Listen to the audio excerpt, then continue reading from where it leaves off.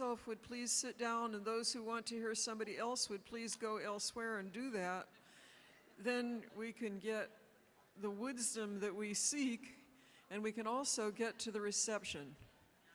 So please have a seat if you're gonna, and if you're not, thank you very much.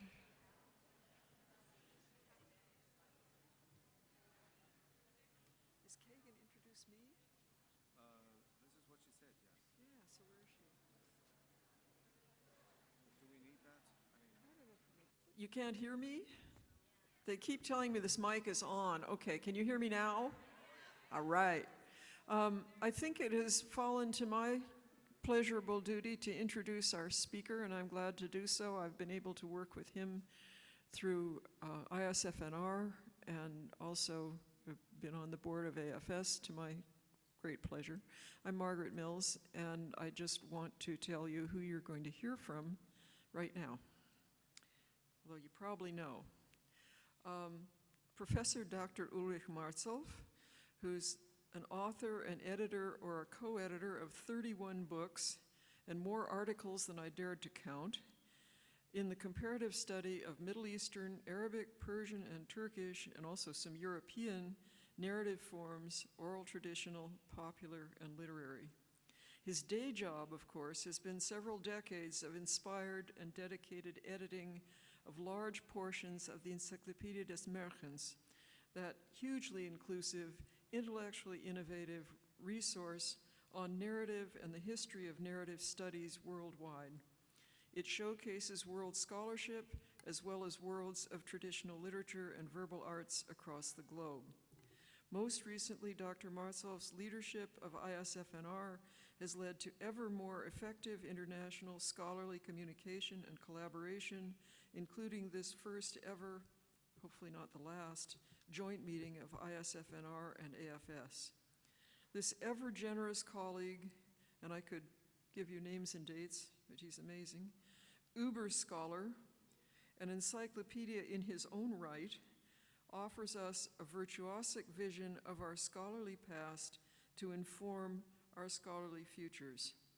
Hence his subject today, which is Big Data of the Past, 19th century folk narrative researchers and their relevance for the discipline's future. Many, many thanks, Uli, and let us welcome him.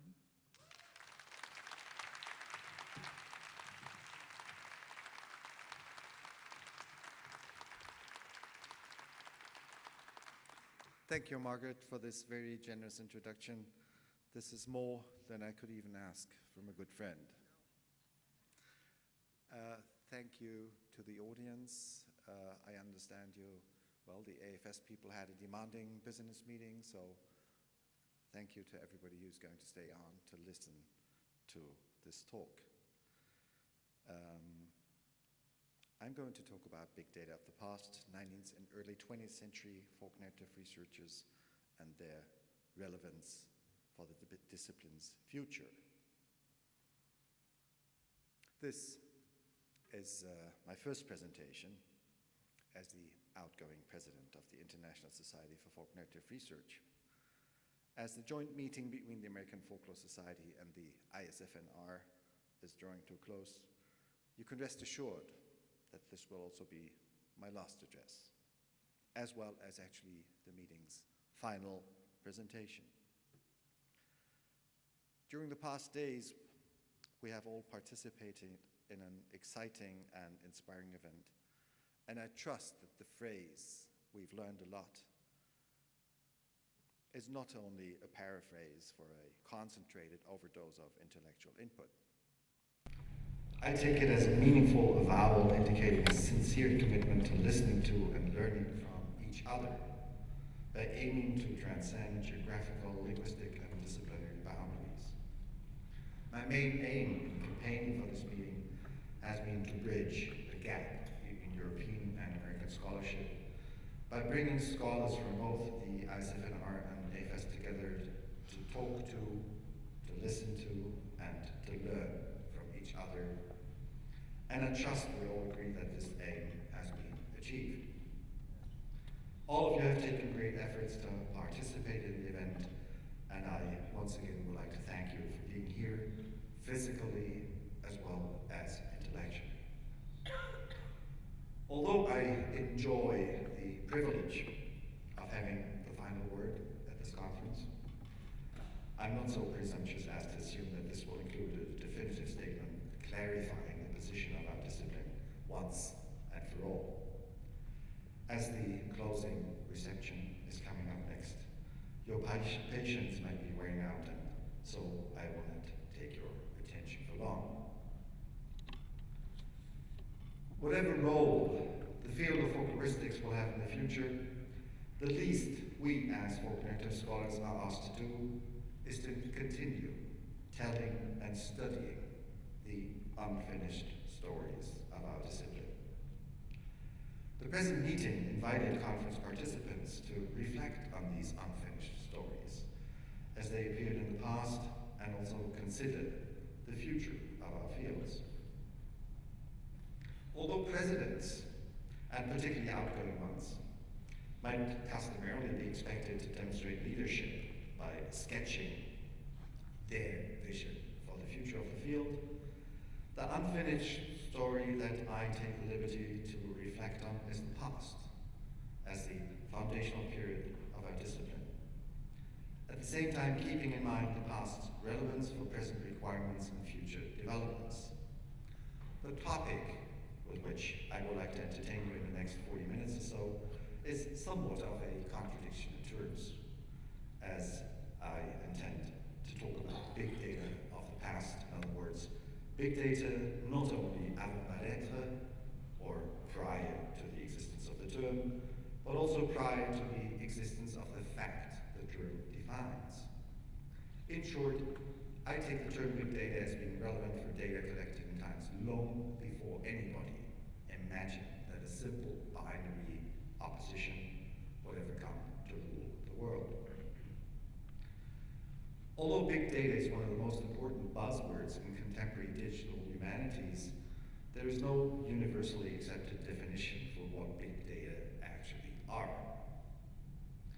And the definition that is most meaningful for the context of my deliberations, big data designates large amounts of digitally stored data originating from a variety of sources that, when advanced data analytics methods extract value from the data by relating them to one another, facilitate hitherto impossible insights that in turn might reveal the potential for new theoretical applications.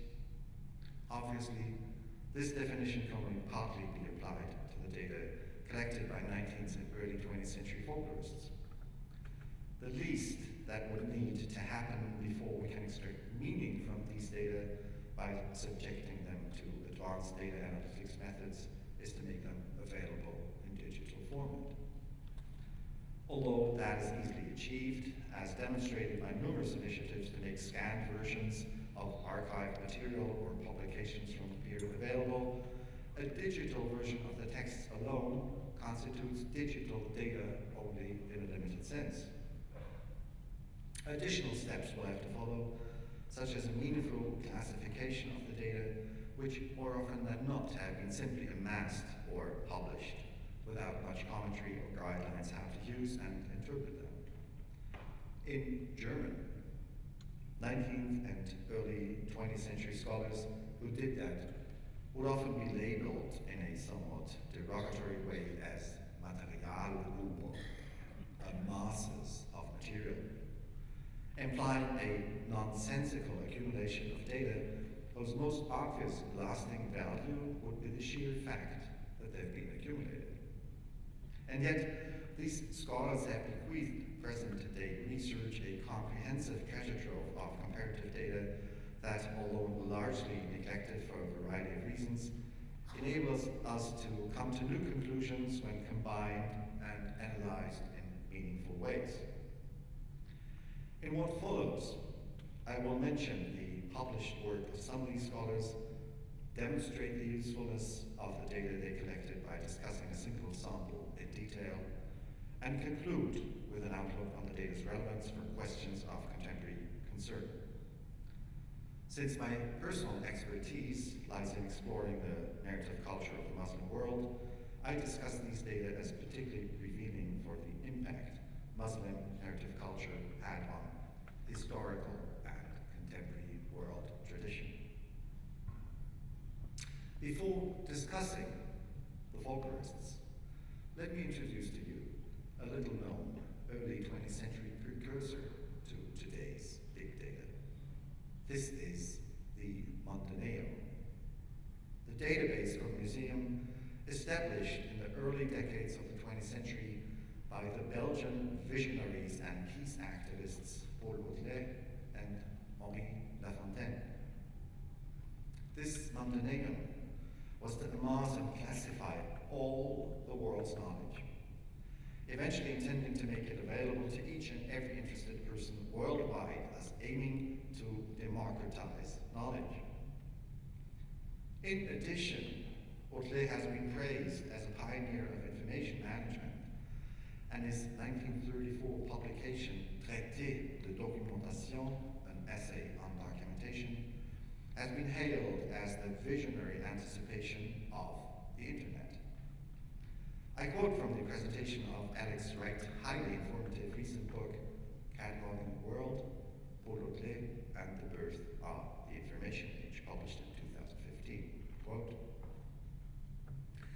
in 1934, 50 years before the first web browser, Paul Baudelaire described a system of networked computers, or electric telescopes, that would allow people to search through millions of interlinked documents, images, audio, and video files.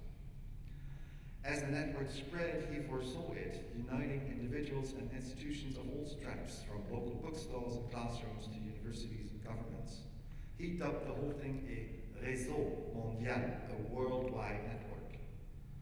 In one remarkably prescient passage he wrote, and this is quoting from Baudelaire himself, everything in the universe and everything of men would be registered at a distance as it was produced.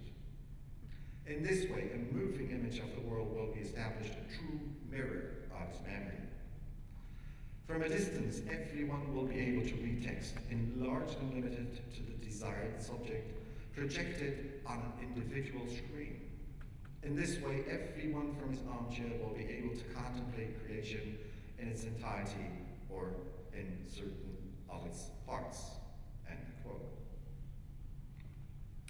For his universal bibliography, which was part of the Montaneum, Baudelaire managed to produce the respectable amount of about 15 million index cards. Eventually, his utopian vision ended in an impasse due both to the lack of continuous funding and the monumental scope of his plans. Today, of course, as we know, Baudelaire's vision has been to a large extent achieved in the internet. The realization of an unlimited, free, and easy access to the world's knowledge for everybody, however, meanwhile closely together with a growing concern for the web's dystopian nature, particularly as manipulative features of the internet as ruled by Google's and Facebook's become increasingly evident. It is not Baudelaire's fascinating prefiguration of the internet that I'm concerned with here, but rather his strictly empirical method to first amass and second classify all the knowledge humanity has ever produced. In my approach to comparative folk narrative research, empiricism is the indispensable premise for any serious attempt to understand folk narratives, and this holds particularly valid for their historical image.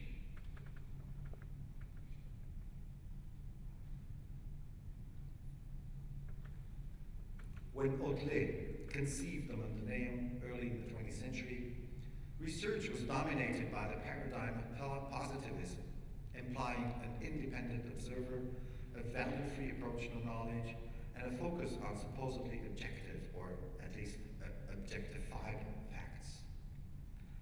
Today, we've come to realize that these assumptions are, as best, illusions, since researchers, as well as the data they study, are always linked to specific circumstances that influence research questions as well as the generation, accumulation, and interpretation of data. The physical heritage of the positivist paradigm, although preserved in the museum-like quality of a quote-unquote curiosity cabinet, encompasses the large samples of data for the purpose of my present consideration, the amassed data relating to folk narratives. Comparative studies were a second cornerstone of 19th and early 20th century folkloristics. They equally relied on large amounts of data that would be studied in relation to one another, particularly when discussing the origin and subsequent development of specific narratives. Tentatively, already the brothers Wilhelm and Jakob Grimm practiced this approach in the commentary to their Kinder- und Hausmärchen, the tales for children and members of the household, first published as a separate volume in the collection's second edition in 1822. With the brothers' admirable knowledge of the published works of their times, the commentary volume remains a mine of information and sources available early in the 19th century.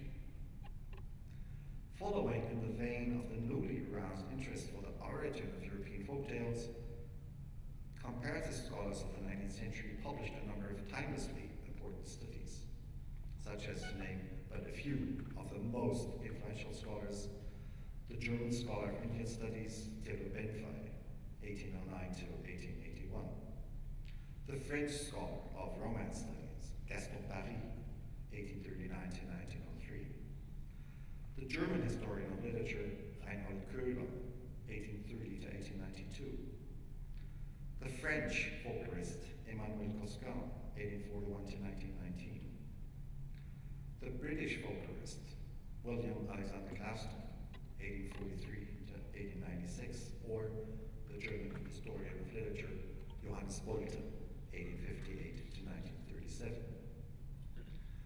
Bolte, in particular, demonstrated his phenomenal erudition in numerous editions of 16th century German chapbook literature, all of them published with copious annotations of parallel versions of the respective narratives in German, European, and world literature.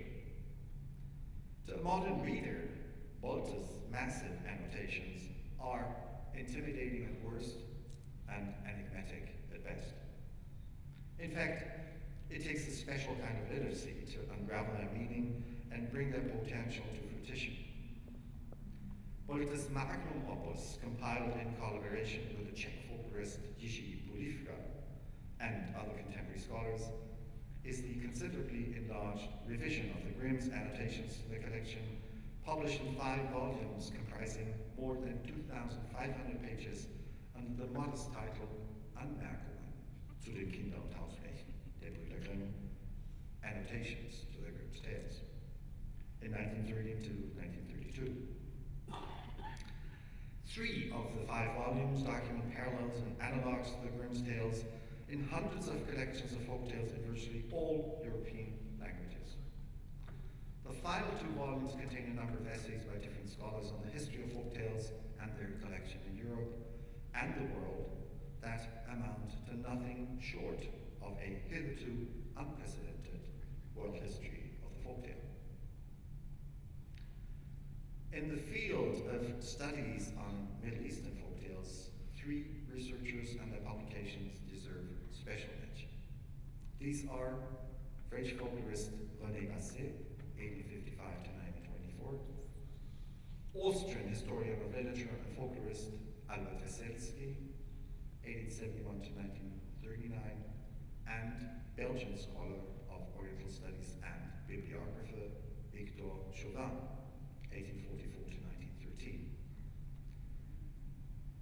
Some of the previously mentioned scholars are known in the English-speaking world to some extent, but the works of Basset, Weselsky, and Chauvin have virtually passed unnoticed, most likely, one may presume, due to the language of publication, that is French or German.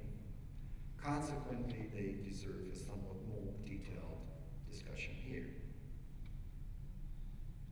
René Basset was a French scholar of Oriental studies specializing in Arabic and Berber language, literature, and folklore.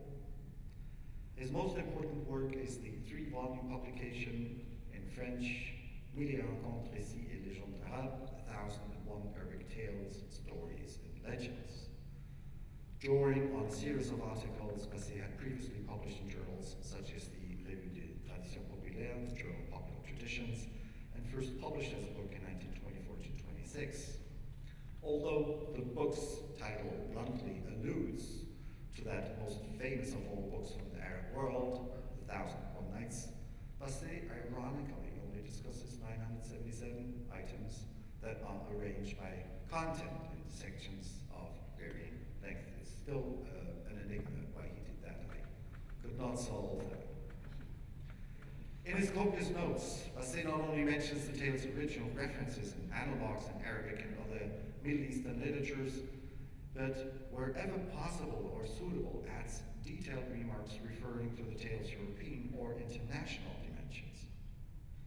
Basset's work was compiled at a time when the tale type system designed by Auntie Anne and later elaborated by Stefan had not yet gained its current status as the standard work of reference for folktales, and of course several decades before Stefansson's motif index of folk literature was conceived. Since many of the tales included in his work correspond to either tale types and motifs in the international systems, the 2005 re-edition of Basset's work includes newly compiled appendices listing the correspondences to both systems so as to make the work more accessible for international scholarship. Albert Weselsky was an Austrian journalist with a particular penchant for tales in the European and Middle Eastern medieval and early modern literatures. His wide range of publications includes 2 annotated editions of medieval tales, the Märchen des Mittelalters, Tales from the Middle Ages, and Mönchslatein, the Latin of the monks. Then again, editions of the 15th and 16th century compilations of jocular and entertaining tales by a wide range of authors such as Puccio Bracciolini, Girolamo Morlini, and Heinrich Bebel, and a series of publications on the trickster characters of Gonella, Arnoldo Mainardi, and Wojciech Nasriti. Being a self-taught folklorist, Weselsky had an admirable command of the Romance languages and Greek. In addition, he was extremely well read in European publications on tales from the Middle East. This enabled him to document and discuss a wide range of corresponding versions in various literatures. Based on his empirical assessment of a multitude of written sources, Weselsky contested the view held by the then dominant Finnish school of folk narrative research that folk and fairy tales are passed on by way of unbroken chains of oral tradition. In his major theoretical contribution to folk narrative studies, the 1931 monograph study Versuch einer Theorie des Märchens, an attempt at a theory of fairy tales, he insisted instead that oral storytelling can only persist if it is at least intermittently refreshed and invigorated by way of written tradition. And I should just mention as a side remark that this is one of Weselsky's work that would seriously require translation into English. Current scholarship accepts Weselsky's position as one of the basic principles of narrative tradition. The Belgian scholar of Oriental Studies Victor Chauvin is best known for his modestly titled Bibliographie des ouvrages arabes, a bibliography of Arabic works, published in 1892 to 1922.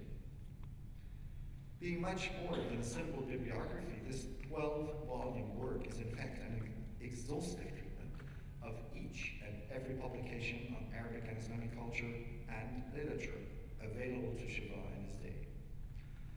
Nominally, the work treats publications of the period 1810 to 1885, but more often than not it also takes into account earlier and also some later publications. Although the volumes of the Quran, the Prophet Muhammad, and the religion of Islam are today mainly of historical import, still today his work is an indispensable line of information for comparative studies on Oriental narratives. Its single volumes discuss not only proverbs, didactic narratives from the Mary for Princes genre, and romances of chivalry. In a total of 4 volumes devoted to the 1001 Nights, Chauvin discusses each and every tale from the Nights and closely related collections by summarizing the respective tales' content, supplying references to publications in the original languages, mostly Arabic and Persian, and pointing to the tales' repercussion in a wide range of European literatures.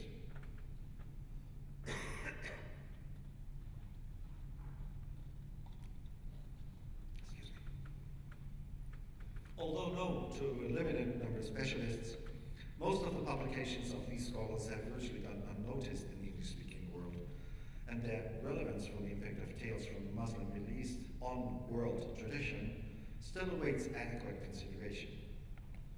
Those of us working in comparative folk narrative studies know that only as a second step, comparative studies relate to the actual comparing of different versions of specific texts to one another, that would constitute the basis for an ensuing analysis or interpretation, whether of strands of tradition or of content and implied intention.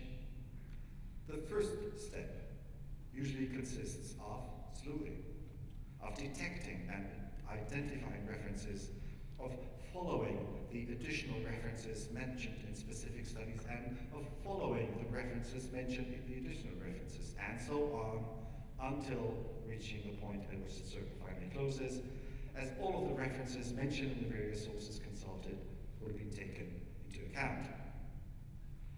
Given the tremendous variety of world literature and the enormous number of previous studies that need to be considered for an exhaustive and meaningful assessment of comparative aspects, it is virtually impossible for a single person to master this task, were it not for the positivist work of the 19th and early 20th century scholars who streamed and sifted through the materials they amassed. Of course, don't get me wrong at this point. I do not sing a song of praise for the positivist accumulation of data as the ultimate essence of scholarly work, whether in folk narrative studies or whether in any other discipline.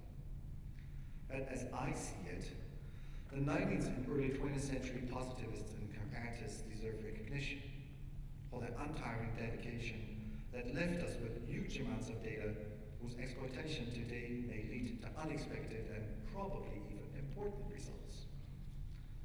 Those of us who started their careers in the pre-digital era will still remember the painstaking hours and form it took to sift through library cards and bibliographical references and to calm the library stinks.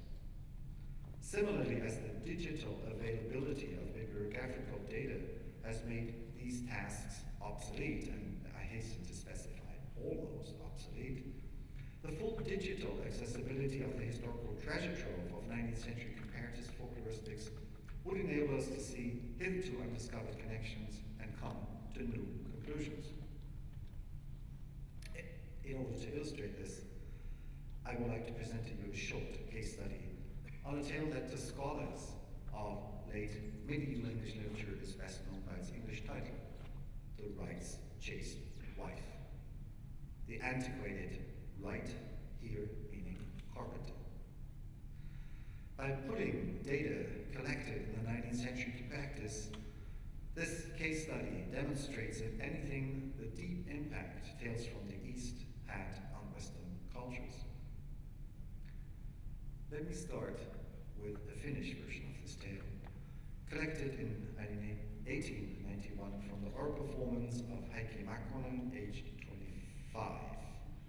And I would like to thank Lauri Halvilahti for providing me with a translation of the Finnish dialect text. The folktale tells of an unequal marriage in which a socially inferior woman proves her worth by protecting both her chastity and the possessions of her absent noble husband. tale goes as follows. There was the lord of a castle who married a nearby lower-class maiden, and then he immediately had to go to war for 3 years. Counts Frederick and Charles wagered with the lord that they would fool him out of all his possessions from that maiden during his absence. Sometime after, they went to the castle as guests. The mistress received them with great respect, and they stayed there for 2 days. Now, after that, Count Frederick starts to test this lady in an inadequate manner. And she now noticed their naughty goal, and this was mere fraud and deceit, and then she seemingly agreed again with their deceptiveness and gave them permission to come the next day to the same house, where she would be at 2 o'clock, and indicated the way they had to take through 7 buildings. The doors of the buildings opened by themselves and were shut again, but when they had reached the 5th building, the door did not open, nor the doors of the former buildings where they had come in, and the place was about 3 fathoms deep and had a stone wall 5 fathoms high. There was only one little window at the top, and when they tried to open the doors and they did not open, Frederick said, "Well, it seems we are prisoners of Rosamundo." An hour after that came a servant who opened a little hole in the wall and gave them food, fish, bread, water, and salt, and said, "Better than this you will not be able to earn by spinning." After that, a spinning wheel with a toast of the worst possible quality was lowered from the ceiling, and then, by spinning, they earned their poor food for 3 years. Then, when the lord came home, they lost all their property and shamefully went away to distant lands. So far with this Finnish version. Listed in the 3rd revision of the Anna Thompson Index as number 882A asterisk, titled Sutras at the Spinning Wheel, this tale type is rarely documented, and the few versions known are often either rudimentary or truncated on one side or embellished with additional elements on the other.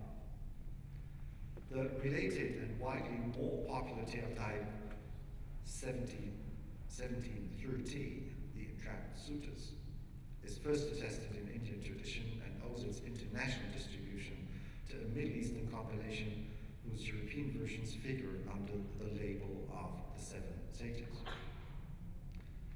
Considering its wide distribution, the latter tale type often serves as a receptacle for a variety of tales in which a faithful married woman dupes the men trying to seduce her. With reference to the generally similar structure, the Sutras at the Spinning Wheel tale type has been considered as a specific version of the Entrapped Sutras tale type, characterized by the fact that in addition to being entrapped, the suitors are forced to execute a menial kind of labor in their prison. This labor is often considered particularly humiliating for the men, as it involves spinning or weaving, both of which are considered typically female tasks. A small cluster of versions in the Eastern Slavonic languages, Russian, Ukrainian, Belarusian, additionally mentions the initial occurrence of an index of chastity. Here, a shirt on which black stains will appear should the woman be unfaithful to her absent husband.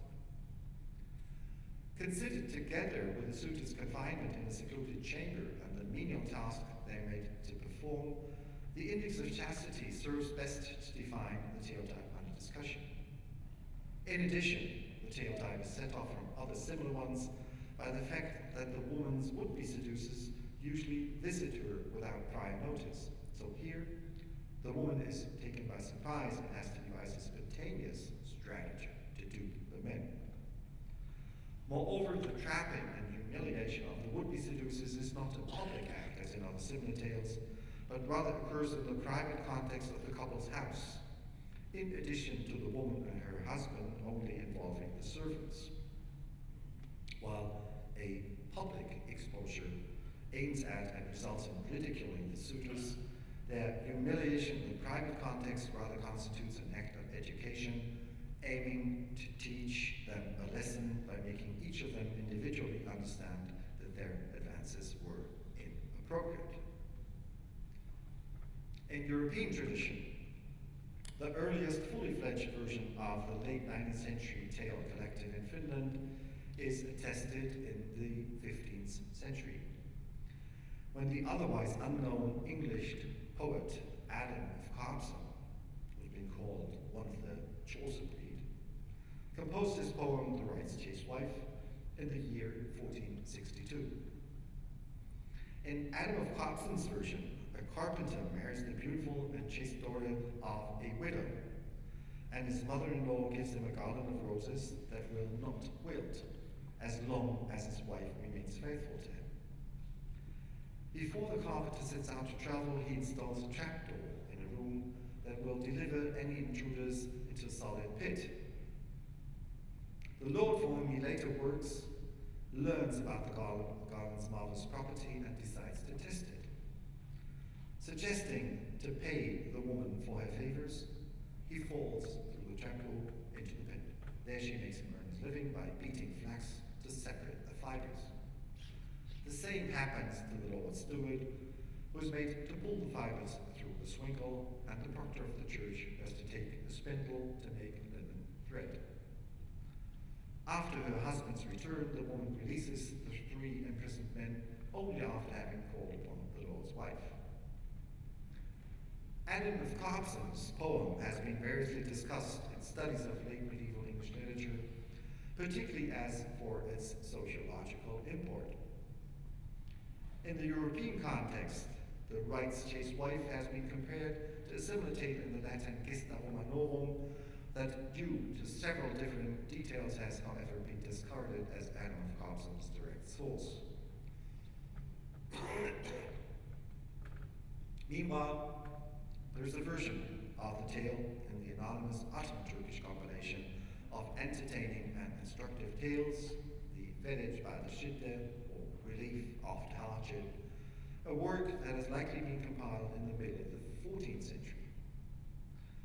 Considering its chronological priority and its closely corresponding details, this version most probably constitutes the source Adam of Carpsen drew upon.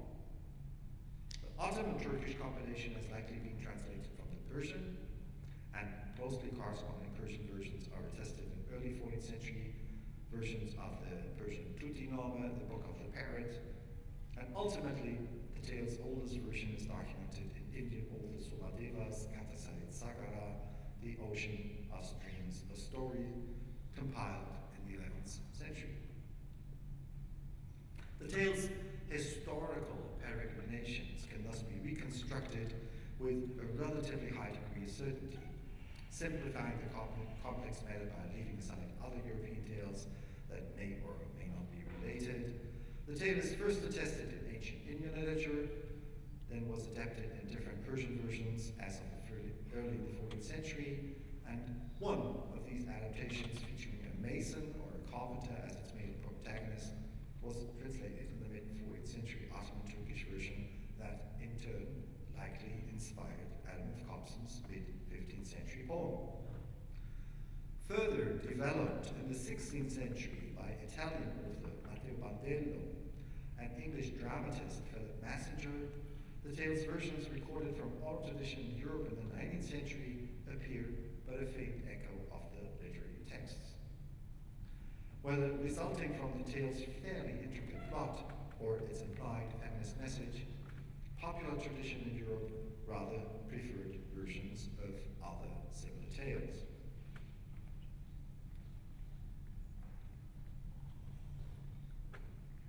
Fascinating as I myself find the task of reconstructing the tale's wanderings through various cultures, experience has shown that not all of my colleagues share my fascination.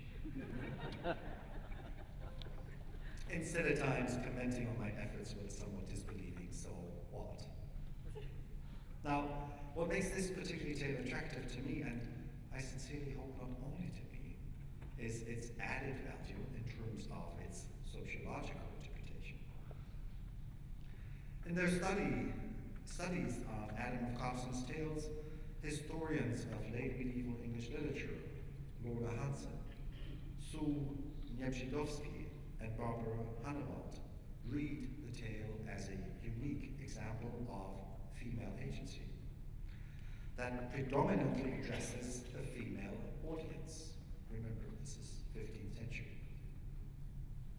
If we apply this hypothesis to the tale's origin in medieval Ottoman and Persian literatures, where similar tales were often written down in high-quality manuscripts prepared for a wealthy and powerful elite, we may conclude that the tale originates in a genre that has suitably been labeled elite folktales.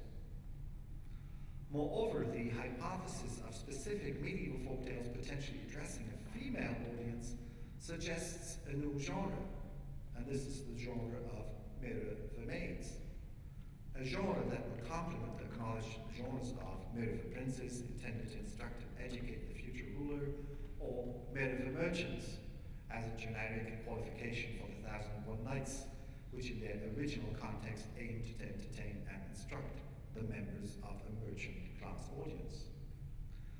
Such a mirror for maids would exemplify the future role of young elite women in the garb of tales addressing the values, virtues, and vices of a ruler's future wife or female head of an elite household that only later would gain prominence as quote-unquote folk tales.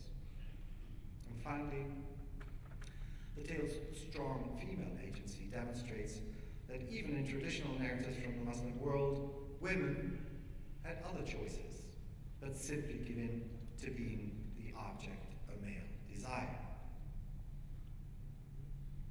Writing the history of the quarter tale would not have been possible without the accumulated efforts of several of the aforementioned 19th and early 20th century scholars, and I particularly profited from the work of Benfey, Kurla, Clauston, Batty, Gusko, and Bodley. It is their access to knowledge that similar comparative work is indebted to. And it is their erudition that will enable us to reach new conclusions if we transform the data they collected into big data, by combining them and by additionally applying the research questions we are concerned with today. If anything, the historical perspective that thus becomes accessible will allow us to grasp more clearly the Western fascination with narratives originating from the Muslim Middle East, a region that in the popular imagination of the 18th, 19th, and early 20th centuries exemplified a world of eternal bliss and quintessential joie de vivre. Today, the region is equally misunderstood as the harbor of militant terrorism, and the hundreds of thousands of migrants and refugees from the regions that have historically been exploited by the West will tell us stories different from the marvelous and fantastic ones that we've come to cherish for so long. They will tell stories of misery, persecution, torture, war, and flight, that as scholars concerned with the study of narrative, we are also asked to witness, document, and analyze. The present is a result of the past, and the stories these people tell today are about the other side of the coin that we have previously privileged. Studying the present is our responsibility as much as it is to study the past that once was our present. And although I might be carrying cumin to Kerman as the Persian equivalent of the English carrying coals to Newcastle says, thank you, Wolfgang, for nodding. I strongly advocate that we not disregard the comparative data amassed by previous generations of scholars, not only in order to study the past, but also in order to build a solid fundament for a future that would rely less on petty assumptions than on a realistic assessment of available data. History is one of humanity's most precious repositories of knowledge, and similar to the huge collections amassed in traditional museums of, say, natural history that are currently being appraised for the sheer potential of documented data, the comparative annotations in the narrative collections edited by 19th and early 20th century scholars deserve our serious attention. Without their efforts, a comprehensive work such as the recently completed Encyclopédie des Nations, the German language handbook of comparative and historical folk-narrative research, would not have been possible. But the stories, the data they collected, have to tell, are still unfinished. And we cannot afford to neglect those data for any reason. To conclude, for the Belgian visionaries, Ulrich and Henri Lafontaine, whom I quoted earlier on, the utopia of unlimited access to knowledge warranted international peace. History has proved their vision to be over-optimistic, since knowledge, as any other tool, can be used in both beneficial and detrimental ways. Even so, it is my contention that human welfare remains unconditional, predicated on knowledge and what has been called the transformative power of intellectual cooperation. And here I was almost tempted to change the call to say the transformative power of narrative performance. Timeless as this statement is, it appears to be particularly relevant in times when boundaries many of us had formerly presumed to dissolve, once more result in the propagation of fences and walls aiming to protect us against the presumably dangerous other. Now, dear colleagues, it has been a memorable experience to serve as president of the International Society for Folk Narrative Research for the past 7 years. And I thank the members of our society for their trust and support. And to all of you, thank you for bearing with my considerations by having granted me your attention.